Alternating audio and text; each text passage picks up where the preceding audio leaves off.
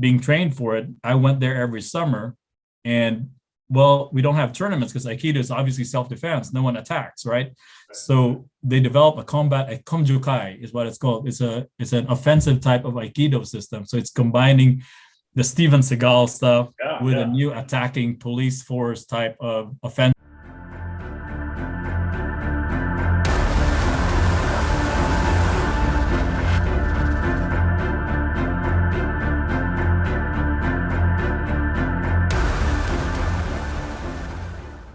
Hey, Matt, Patrick Kelly here. Welcome to the Knight's Hat podcast. I've got Harold Punzal here. Welcome, brother. Nice to be here, man. Thanks for having me. Hey, good to have you. So Harold and I know each other. We've been to a few seminars together. Kind of kept my eye on him. He's this calm, cool, quiet dude. But there's a lion underneath that skin, man. I'm telling you, in a lot of ways, he's hungry. And we're going to dive into that. So Harold, how old are you? If you don't mind me asking. Yeah, born in 1979, so I'm 42. Okay. And loving every year, every day. All right. So you're 10 years younger than me. I was born in 69. You're 79, right? So, yep. All right, cool.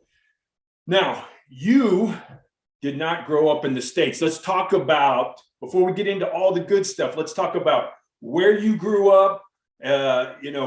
When y'all moved to the States, and then I'm going to I know I've heard some of your stories and some of your videos. So I've got some inside, track where I'm going to say, hey, tell me about this, but just you kind of tee it up, brother. And I'll interrupt you when I want to get into some of the cool stories that I know about.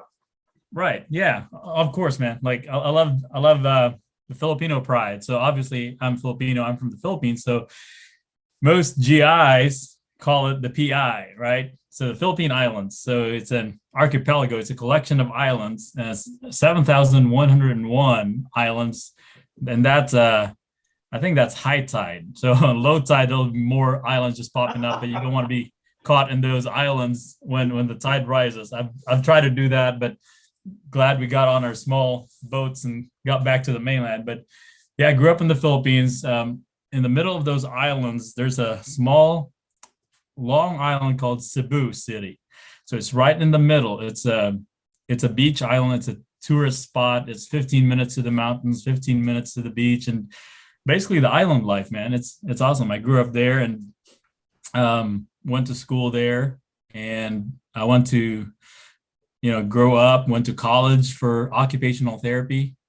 And when I decided to act my age, I said, I'm going to pursue the American dream, live the life, because it is a poor country. And, if you really want to live a good life and, be able to take care of your parents and yourself and your family, you got to dream big. And there's no dream bigger than coming to the States. It is the greatest country in the world. So I came over in 2005. So I was 27. So yeah, I was a little late to the game, but hey, never too late to start growing up. And I've been here ever since. I only wanted to try it like for, 5-10 years, see if I could save money, go back home. But man, I've fallen in love with the country, with the culture, the true American dream this is where it's at. Sweet. So you did your occupational therapy in college in the Philippines, and then you came over here. Yeah, that's an interesting story too, because people ask me this all the time. Why are there so many Filipino therapists? Why are there so many Filipino nurses, right? So you see them everywhere. And number one, I'm proud of it. We're caring people. We take care of our own. We don't really have nursing homes back home because when your parents or grandparents get really old, we take care of our own. And not to say that that's unique to our culture, but that's because it's a poor country. Not everybody works. Right. So there's always people who can take care of your loved ones, and we stay home with them. So there's no need for nursing homes, but there is no Medicare system like you do here. So if I went to school for therapy or nursing over there, no one's going to pay for it because there's no insurance systems. Only the rich people can pay privately for it. And luckily, there's a shortage of therapists and nurses here in the States. So it's almost like we're a factory for these jobs, right? And so you guys import us and we export these quality people and services to be able to take care of the people here who need it. And so that explains why there's so many of us medical workers here, because there's a shortage. Not a lot of kids want to do this job, Oh, and it's so expensive to go to school here. The occupational therapy, I would say I paid, I don't know, probably at most for the 5 years I went to school there, about no more than $20,000 probably, or maybe 15. Oh, it's cheap, right? Mm-hmm. And we produce one of the best graduates just because our curriculum is so involved that we make sure we can go work anywhere in the world. Europe, New Zealand, Australia, US, and US has the biggest demand for it. And, we're here to provide it. And that's a little nugget about why there's so many foreign medical workers here. So what college did you go to? So I immediately kind of went that maybe the college there only offers so many degree plans, and that's why, hey, but that makes sense too. But what did you do for work over there to pay for college? Yeah, it's crazy, man. Basically, it starts like when you're in high school. We graduate high school at 16. Well, we don't have middle school. So at 12, you're done with grade school. And then you go through 4 years of high school. And by the time you graduate, you're 16. So you're really no good. You're a kid. And so automatically your parents spend all their life savings to put you to college. Almost everybody goes to college because education is the number one thing you can provide to your kids. They spend all their retirement money. And then by the time you graduate college, I was 21. Okay. So I haven't married yet. I don't have kids. Now I have a career. So it really sets you into a nice path.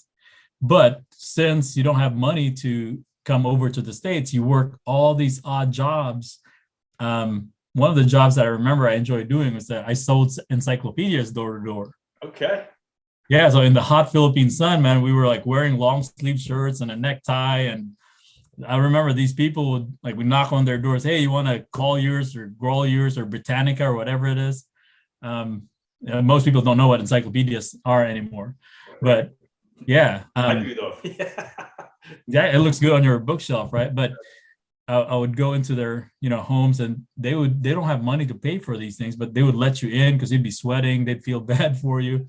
But I did a lot of jobs, and that's one of them. And other jobs I did, it's almost like whatever job you can find, you say yes to. I've even drove public transportation here. It's like buses, right? In the Philippines, we have what we call jeepneys, and it's like a Jeep, like a Willys Jeep, okay, right? I think that's what started during the war. There were lots of leftover Jeeps. Mm-hmm. And what we did with those is we extend the back of it to elongate it. Yeah. And then you put two benches on each side. It can hold about 17 people. Jeez. And so I remember one summer, me and my cousin I was driving and he was in the back being like the conductor or whoever collects the money. Right. And we drove that and everything. I did everything. Yeah, it's funny you ask that because it brings back a lot of good memories. Just what we do there in a third world country to survive. Just anything and everything to make it. So yeah. So when you came over, so before I get into meeting your wife and your kids and coming, because I do want to know if you met your wife there and brought her with you at 27 and stuff like that. But let's talk about growing up. And I've been dying to ask you this and dive into this, is the Filipino martial arts. I mean, that's like, Korea learning Taekwondo and growing up in the country that, it was born and spawning. And so Filipino martial arts, if you want to get into it a little bit, it's basically, from what I understand, Spain, when they tried to conquer the Philippines, you guys were like, F you, man. And y'all yeah. Yeah, dig into it, brother. Everybody knows about Ferdinand Magellan, right? He discovered a lot of these countries with Christopher Columbus and Vasco da Gama, all these conquistadors. They were out from Spain, from King Philip, looking for the Spice Island. So when they found the Philippines, they thought it was the Spice Island. It was Moloko is what they call it. But actually we're referring to Morocco, but it wasn't even the Spice Island. But anyway, when they found the Philippines, they brought Christianity, they brought the baby Jesus, and we've been a Christian country ever since. But they also brought, they called it eskrima, which is the stick fighting, which is arnis, and it became Kali. So there's a lot of different names for it. The most popular one is Kali, and they actually, let me grab this. It's made of like really solid hardwood. Yeah, it's ironwood, isn't it? Well, different kinds, but this one is that it's treated kamagong. It's the name of the wood, and it's not rattan, the most common ones you see. And this is what they brought over to the Philippines, and we learned that skill. Everybody from our ancestors learned that, and you can find it almost every city, street corner. It's almost like a way of life, and it translates to everything. Here in the States, karate is empty hands. It's the same meaning, actually, fighting with your hands, fighting with empty hands. And there's a lot of schools like that, and including boxing. And the Philippines is just so rich with that culture. It almost seems like it's part of our way of life. Yeah. So when did you start studying it? Is it just like there's a dojo like Starbucks in America? Is there, someone that you can go train with pretty much on every other street corner? Because I heard there's kind of organized schools, but then there's also family systems that kind of, kind of explain that, and then how you got into it. And, it's just like, was there a need for it? Like, hey, you got bullies, or, hey, this is just like our PE, you know what I mean? So kind of walk me through that, brother. Right. So no one introduces it to you. You just know that it's there because you see it. Mm-hmm. I learned it, I think I was fourth grade. Well, even before that, like when I was in first grade, I did karate because other people were doing it. So you kind of look for, hey, where's this dojo? Who's the sensei? Okay, let me go to that. So I learned that all through grade school. And then one day, I think it was in fourth grade, I saw a kid getting on a bus or one of those jeepneys with, just two sticks on his back. I said, okay, now I've seen one. I know I've heard about this. And then let me go follow him where he's going. Yeah. So I found out he was just going to a grandmaster, a lolo or a grandpa over there that teaches it. And so I just observed, and, he's just outside his house. So you kind of, and there's other kids watching too. And so you're just sitting there watching with, barefoot and observing. And then you pick up a stick, and then you follow along. Then eventually, it even without official training. But then if you want to get, certified, go rank up, then you go to a school. And these schools are not like expensive. They just, sometimes you say, just, buy me some cigarettes. It's pretty cool stuff. And so, it's almost like here in the States, if you go swimming, because it's part of like summer school, or, so it's part of it. And then in high school, I did Aikido. And I think in college, I did combat Aikido, which is, there was a need for it because the police force that was being trained for it, I went there every summer. And well, we don't have tournaments because Aikido is obviously self-defense. No one attacks, right? So they develop a komjukai is what it's called. It's an offensive type of Aikido system. So it's combining the Steven Seagal stuff with a new attacking police force type of offensive Aikido. So there's no really delineation where I signed up for something and my parents signed a permission slip, or, I had a first degree, black belt or something like that. And now I'm trying to teach my kids how to do it. So it's just a hodgepodge. And that's what any martial arts, that's anything you learn really, is it becomes your expression of your knowledge and what you learn. And then you're just trying to pass it on, Exactly. Combat Aikido, the karate even, and then, the stick fighting. Yeah. And the most important thing that I've learned from it, because, I was very troubled as a kid, just because you have to kind of be tough for yourself in these parts of the world. You got to be tough. And when I learned karate at first and then Aikido, it actually calmed me down.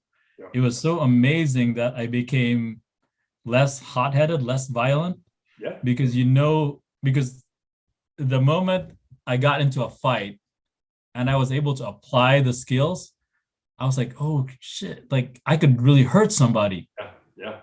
And it was like, I gotta get this under control. So Mhm. ever since then, my conflict resolution got better. And that's probably why I'm always like listening or watching in the background, just trying to avoid conflict, because you're really like afraid you're gonna run into somebody who don't know what they're doing, and then you're gonna end up hurting somebody. Yeah. Right. And so that's a little bit of a story there. Yeah. No, but yeah, absolutely. The more you know, you gotta, because no one, you really have to think about this. You got to think about the other side is when, if I go into court and I'm defending what I did to somebody and they're going to go, hey, Matt, do you know how to defend yourself? Nah, I don't. Well, shit, they can watch any YouTube video, whatever, 39 years of martial arts experience, it's like, hey, man, you should have known better. And you shouldn't have given them that extra little oomph. But yeah, I think the more you know, the more confidence you have and the less you are going to be goaded into something because you know the seriousness of it. Exactly. Plus, if you're smart, you don't judge a book by its cover, and you're like, hey, this is a troubled dude, and he wants to take all his aggression out on me. Maybe he lost a parent or something, and this is going to be ugly, and no one's really going to win, right? So, right. And then, a byproduct of that is you learn all these other, side skills like suspicious awareness, right? Yep. Or just vigilance, or hyper alert to everything. And you bear a lot of responsibility, but then you also take comfort in the fact that it's like a fire extinguisher, right? Better to have it and not use it. Absolutely. Right? Yeah. Absolutely. So one thing about Kali that and this is what I've heard, and like, I've never been trained traditionally in Kali. What I did is I had one guy show me, we grabbed some sticks and we just did a couple of 3 patterns, like 6 repeating, just some flow drills back and forth. And then I started going, wow, man. I started seeing in when we would come here and we would do some block in Shorn Rue, I was like, man, that's a stick pattern right there. It's just, and then I started seeing the universal block and everything. And basically, the 2 pattern, the 4, like if you're hitting with your bottom sticks, if you're chambered and you're coming here, and then if you do like a 2 pattern, a 4 pattern, or a 3 pattern, and then that universal block, it becomes a gyroscope of endless possibilities that can turn into everything. And it's like, exactly. You can do throws, you can do chokes, you can do everything from there. So it was really that guy showing me that where I was like, whoa, it's everything. It's everything. And then I thought with mine is like, if I can get good and fast and have rhythm and flow, trying to not hit the shit out of myself, wielding these 26-inch rattan sticks around, then I'll be that much quicker empty hand or with a knife. And my whole point is dual wield, right? And I want to be able to pick up a hammer and a screwdriver and be able to run them and be deadly with them. Anything.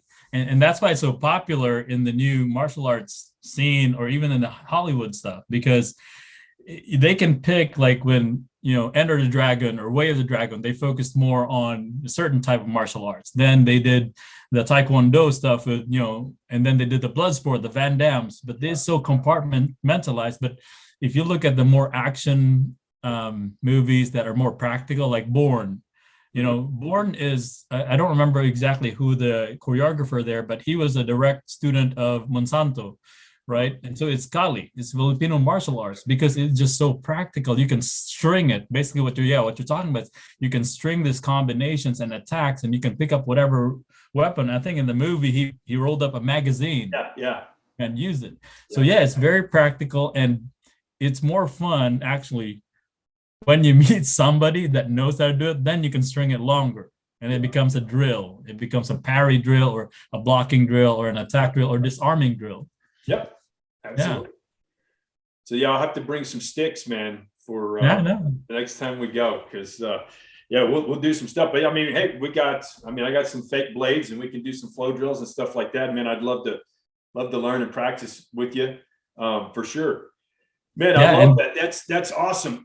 So one thing I know, like I'm kind of a geek when it comes to Sayat Kali, and like they do a lot of blade stuff. Mhm. And they have these things called vital templates where they'll have a set pattern where they're going for different. Now, you being occupational therapy and knowing anatomy, Right. I imagine like, and this is another thing I'd like to do, like with you on the side, is like, when I'm looking at a 3 pattern, a 4 pattern, a 2 pattern, when I'm looking at, stringing an 8 pattern together or even a 15 pattern, I'm fairly good with anatomy. You were kind of commenting when I said vastus medialis, Yeah. and stuff like that when I was having my thing with Jeff. But I imagine you can almost be like, like a scientist. You can look back and go, oh, right there, right there, right there. And, you just see some really good, juicy things. If you had to, you could start putting holes in the bucket and they're going to start leaking out, right? Yeah, and it's I guess it's good to know that information, but it's also a scary Yeah. knowledge base, Yeah. because it's almost like a dichotomy and a dilemma and a duality of good and bad, yin and yang, because in the medical world we swore an oath, do no harm, Mhm. right? But here, how I relate it is, even if you had to do something like that, you're still, preventing harm by protecting yourself, protecting your family. Yep. In fact, you're stopping harm from even, continuing by Yeah. employing these skills. And the good thing about these new age martial arts is a quick attack, counter attack.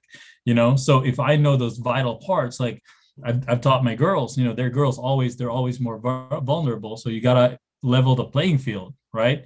What if like a bigger girl attacks you, or even a guy, or even 2 guys? You got to have an advantage. So I teach them these vital points in the body, right? So one example would be like when your thumb is flexed and tight and just closed. This is one of the strongest Oh, things. yeah. Yeah. And so if you're a girl, this is an easy part to hit. Yep. Right here. Yeah. And basically, if you do that, gives you enough time to grab a weapon or get away, get to safety, or get a bigger weapon, whatever it is, or to neutralize the target. Mhm. So yeah, you're right about that. You got to know where to hit and not just swing and throw random stuff. Absolutely. Love it, man. So we could talk forever about this. So I'm going to switch gears so I don't just, Yeah. All right. So when did you meet your wife? Did you meet her at the States? Did you meet her over there? When did you start having kids? How many kids do you have? Let's go, Yeah, brother. man. Yeah. You got a Getting beautiful personal family, here, by man. the way. I'm I love your family, but you got a beautiful family. I love the Thank stuff I you. see. Thank you. I'm truly blessed. But yeah, I didn't think I'd be a father and stuff, because like I said, I grew up very cavalier. But in the Philippines, I went to OT school, and she also went to OT school there. But we were in different schools, and we met through an acquaintance. And most of the people who go to therapy school, they come over here, right? Mhm. And so her brother lived in Kokomo, Indiana, and so she found a sponsor for her visa and stuff. So she came over here and basically left me and So y'all for were me, dating. Y'all were dating. yeah, I mean, like, yeah, we were dating in the Philippines, and then when she left, I was still in the Philippines because I had a job. I was working at a call center, answering those irate phone calls from here, Right. and we say like,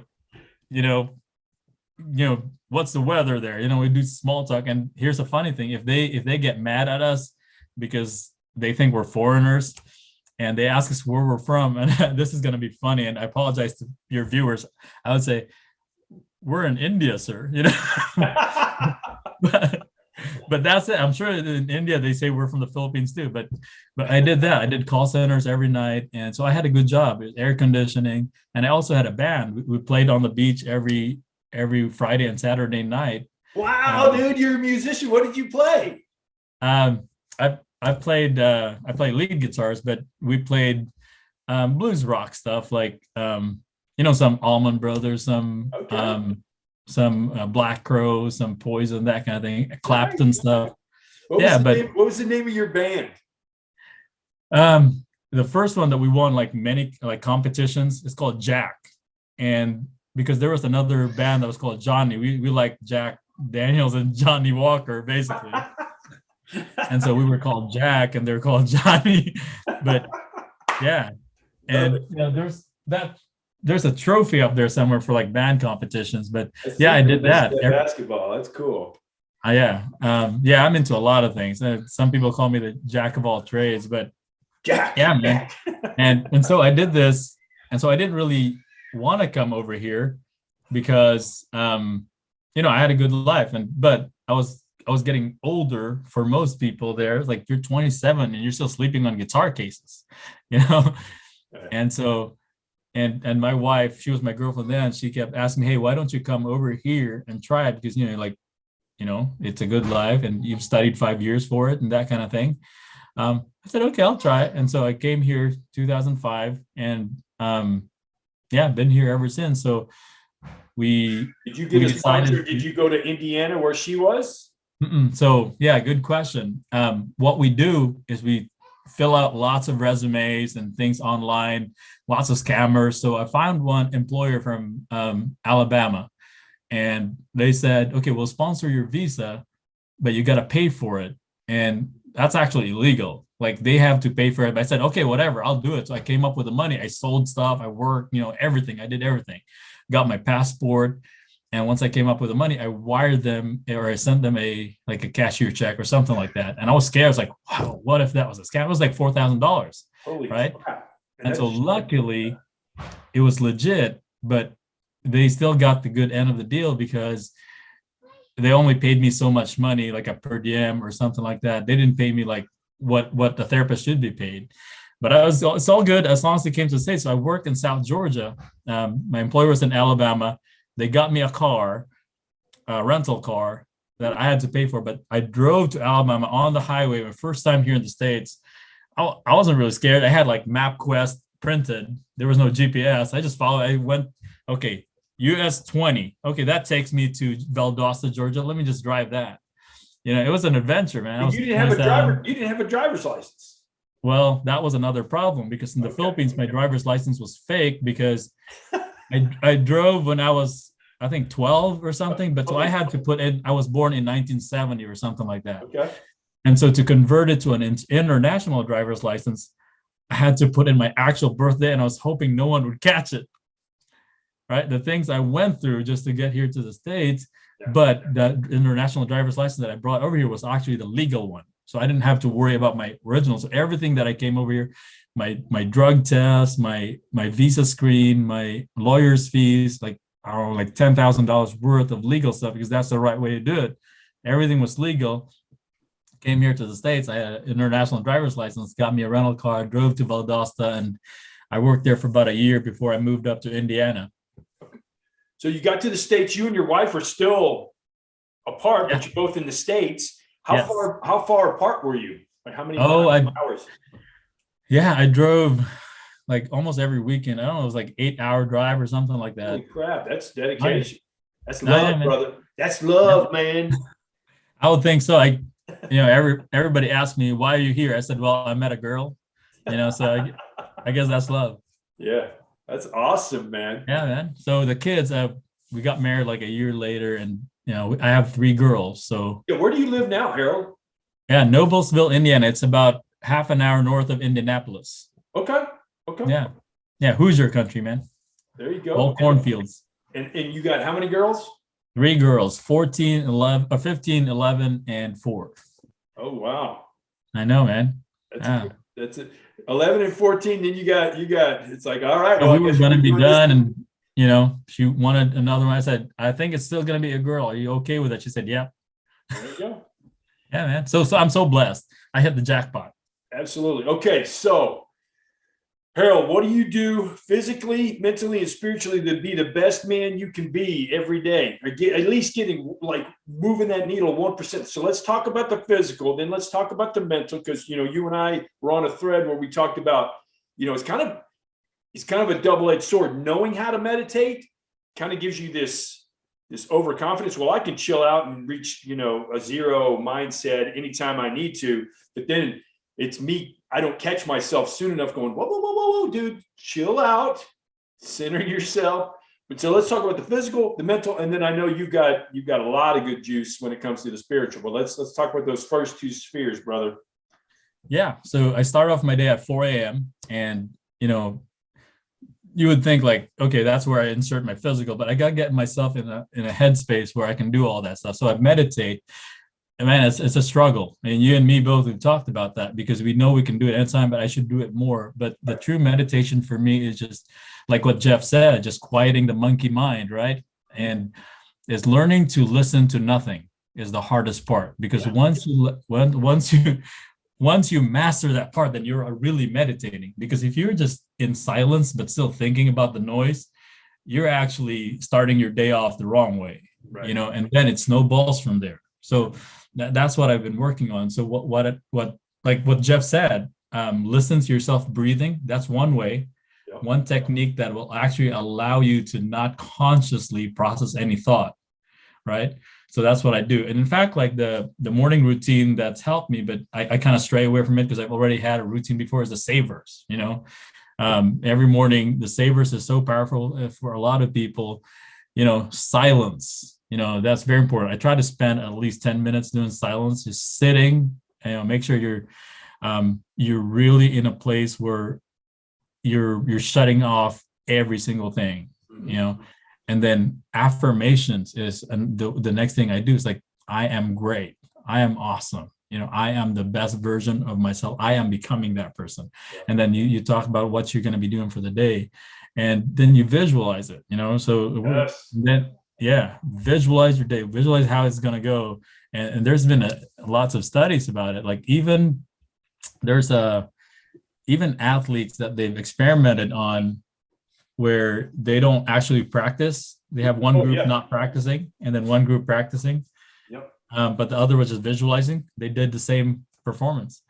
And then my exercise routine, every morning. Right now, I'm kind of busy with a 10,000 push-ups challenge, so I'm doing that. But most of the time, I just run through like a general. It's called the Neurodevelopmental Technique. Basically, what that says is when we develop as babies, we start from the inside out. So that's how I do my workouts. So NDT means when babies develop, first they're floppy, right? The first thing they do is they roll over. So that's the core, right? So I work on my core first, and then they start to push off on their elbows, and then they start to creep and crawl. That's your shoulders and your hips. So that's what I work next. And then at like 7 months or something, they start to finger feed, right? And hi, baby girl. Yeah, here's my daughter. But then, and then they finger feed. So that means the fingers come last. So when you're doing a workout, hi. Yeah. Hi, beautiful. Man, so gorgeous. And then, they're my pride and joy, man. So that's how I do my workouts, inside and out. So, and that's how I apply it to the therapy stuff too. How I treat people is how I improve their strength, and all that is go core first, because without the core and your anchor, your limbs won't work well. And then I read, and then I write down stuff. So that's my morning routine. Physically, I think I'm in a good spot. I still try to play basketball once a week with younger kids. Just to keep up. So that's your spiritual and your mental. Now let's talk. I mean, your physical and your mental. Let's talk about your spiritual. God, love, a man, prayers. I've seen some of your stuff. So let's kind of get into that with you and your family, and that kind of centers and grounds you. And it also, from what I understand, it's a good place. When you talk about your core, that's a great mental, spiritual, physical, your soul core to grow from and expand from there, and try to provide services to people. Right. And so most Filipinos, and going back to the background of the Catholic faith, we're both basically cradle Catholics, right? So we're always looking to God for everything. But not to ask for things, but we ask for wisdom, we ask for strength, we ask for guidance.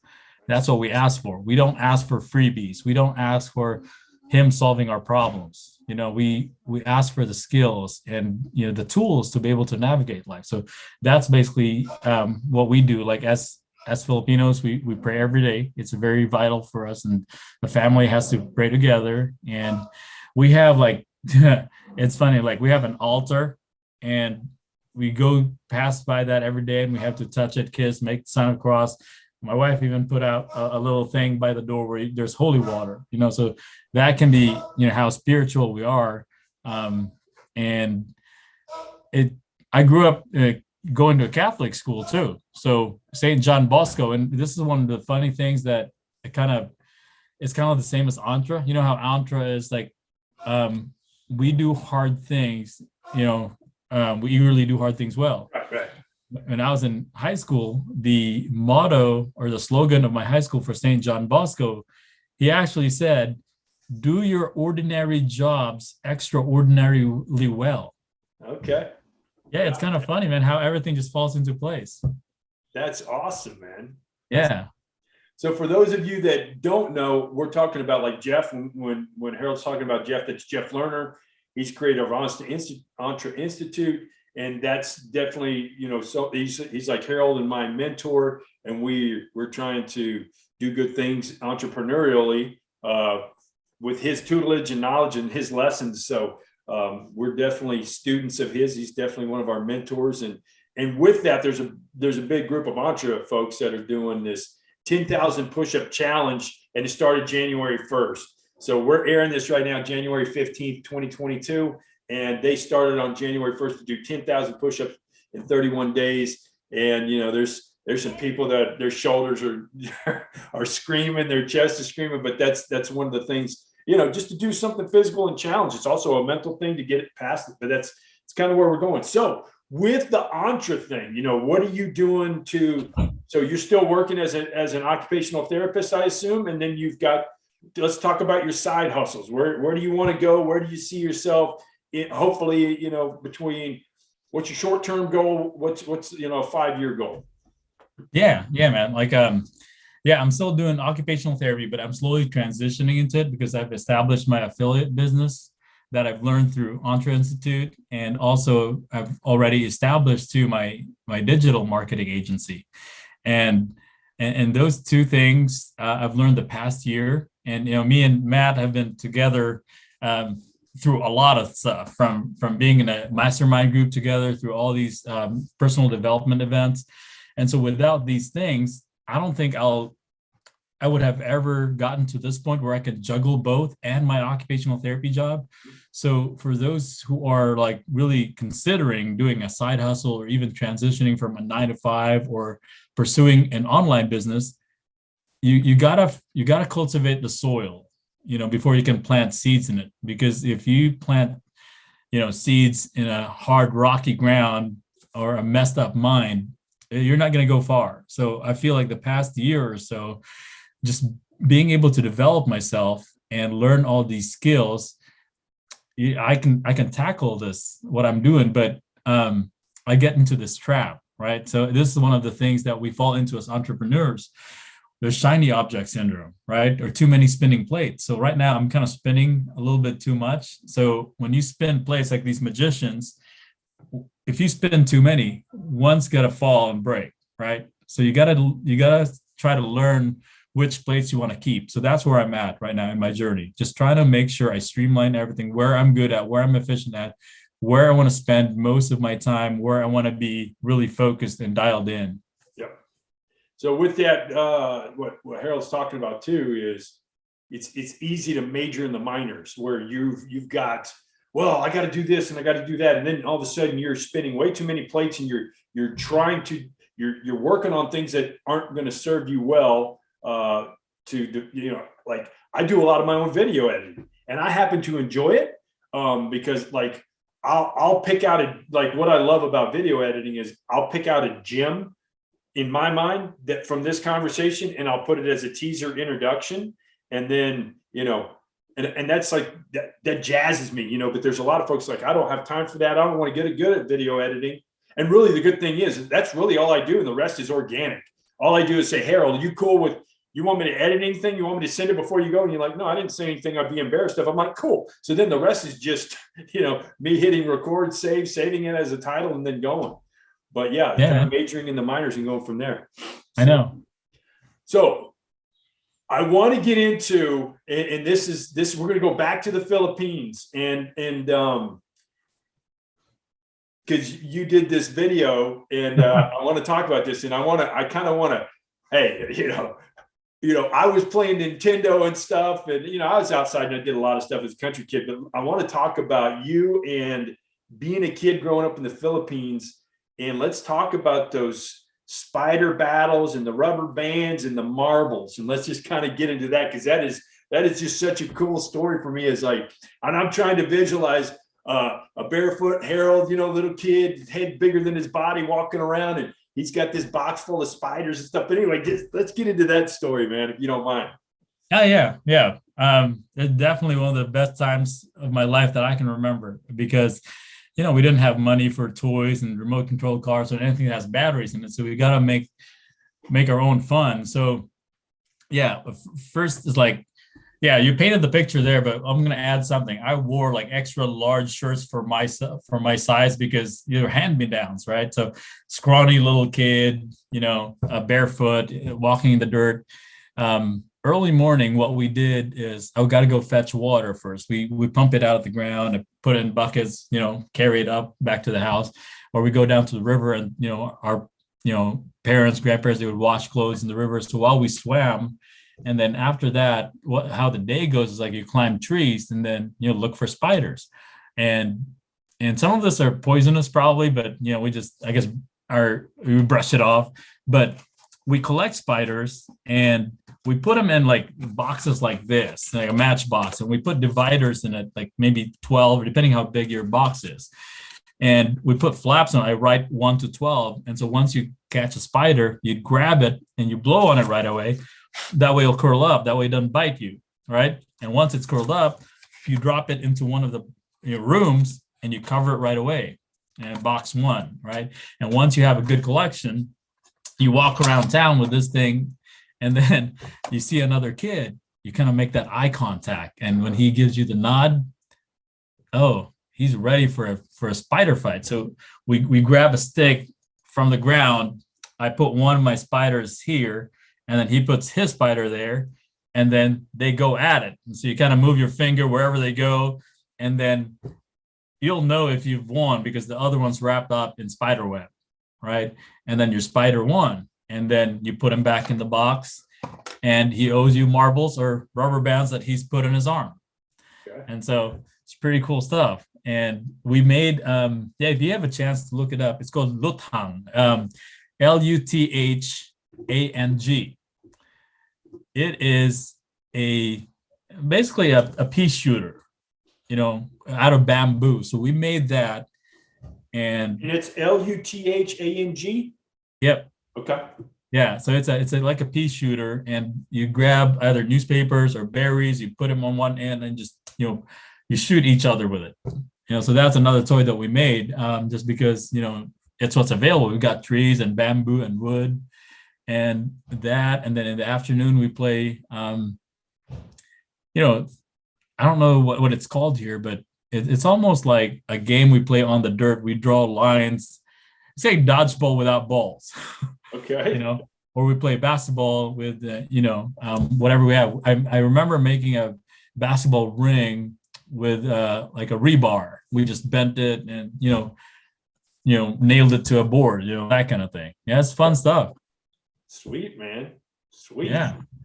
So yeah, it's amazing that coming here, I feel so bad because I get to spoil my kids, but you can't help it. You always want to give them something that you've never had. Right. But I wish they had a chance to climb trees and collect spiders. So with that being said, I mean, how many have you, since you came over at 27, have you been back, or do you plan on bringing your girls back with your wife at some point in time, and you stay in touch with relatives, and do you want to bring them back to the quote unquote where you grew up? Oh yeah, definitely, man. Even here at home, the culture is still the same. We there's a tradition in the Philippines, and it's still going on there. When you meet somebody older than you, you grab their hand and put it on your forehead. It's a sign of respect and it's a sign of blessing. You know, the older person gives the younger one blessing. So we still do that here at home. So I try to still have them immersed in that culture. That way, when they go home, they're still Filipinos, even though they're Americans. Right. But it's just so expensive to go back. Like the airfare probably be like $2,000 each person, right? So for 5 of us, that's 10 grand round trip. So whenever Filipinos go on vacation, we try to stay for a month just to make it worth it, you know. But we've been back maybe 3 times for the last 15 years that I've been here, just because it's so expensive, you know. The last time I went home was 2019 when, you know, my father passed away, and it's almost like a blessing in disguise because I got to see my mom, my sister, my brother went home too. He's in Houston right now. And so I visit him every once in a while, but we all got to go home like a reunion before the pandemic hit. Oh, so wow. Yeah, but ever since then, you know, we've been stuck here. We've been wanting to go back, but I'm not sure when we'll be able to go back with all the, you know, mandates and stuff. Right. So that was another thing. You got one brother. How big was your family growing up, and where did you rank in the pecking order? Oh, I'm the middle child. So there's 3 of us, but there was like 50 cousins. You know, it's a big family. My mom had, I would say 8 siblings or 9, something like. It's a big. So their youngest brother is almost my age. So it's like my uncle's my cousin. Right. So each one, the kids running around everywhere. So for my family, there was just 3 of us kids. My older brother, he's in Houston. I'm here in Indiana. My younger sister, she and my mom, they're inseparable. So they're still back in the Philippines. Okay. And it's good that internet calling, video calling is free. But when I first came to the States, it was like 20 cents a minute. Wow. Yeah, it's so expensive, long distance. So at least I get to talk to her a lot. Sweet. What's the time difference between where because you're on East Coast time, right? Yeah. So what's the time difference, you know, in the Philippines? It's about 12 hours. So they're ahead by 12. So, you know, like if it's noon here, it's midnight there. Wow. Okay. Yeah. You really got to time that. I know, man. Sweet, brother. So what's the native language in Philippines? Is it Tagalog? Am I saying that right? Yeah, Tagalog is the national language. Okay. Like people in Manila, and that's what's, you know, on the news. But each island kind of has a different dialect. Okay. So most Filipinos, or all Filipinos, know how to speak Tagalog just because it's also taught in school. But where I'm from, the dialect is Cebuano or Visaya because it's in the Visayas region in the middle. The southern region are where the Muslims are, you know, so they've got a little bit different dialect there too. But each region has kind of a certain dialect, but it's Tagalog, yeah. But is it safe to say you can speak 3 languages, Harold? Yeah, you can say that. Sweet. Yeah. And because the Philippines was part of Spain at one point, a lot of our words are Spanish. Okay. Yeah. So we can understand some of that and we can speak some of that, but not very fluent unless we, you know, practice it. I remember my grandparents would talk to me like that. And even though I grew up in that household, I would still be like, you know, that's not Filipino, that's like Spanish. I don't understand that. Right. So what about your daughters? Are you and your wife teaching them the native languages as well, especially your like dialect? Yeah. Not like, I'm surprised my oldest daughter really knows how to speak it, even though we didn't teach her. Oh, wow. Just because I think they learn better, kind of like a 13th warrior, you know, just by listening. Right. Yeah. Yeah. So she knows, but the other 2, since they don't hear it a lot, because everything's like mostly English now, we have to teach them a little bit. Okay, cool. Mm-hmm. So, hey, brother, when we get done with this, I'm going to put a bunch of Harold stuff down there. So if you want to look at, you know, maybe doing a side hustle, making some money, some affiliate marketing, Harold's your man. And then if you have a business and you want to get it ranked in Google searches and stuff like that, he's also doing an agency. And so, yeah, I'll plug your stuff. I'll put it in there in the comments. And bro, it's been a pleasure. I appreciate it. Talking about all this stuff and getting to know you better. Do you have anything you want to add before we drop off, brother? We call it a day. Yeah. The last thing I want to say is like, what you're doing really resonates. Like I remember doing a video one time and I spoke those 3 things that is part of your mantra. and I didn't even realize it. It's almost like it's essential to our core for becoming, I guess, a modern knight, right? And so I love doing this with you because I believe in this call and this your vision. And man, anytime, hit me up, and I'm always available for you. And thanks for having me. Brother, pleasure and honor. Thank you. And we will talk to you soon, my man. Appreciate it. You guys take care.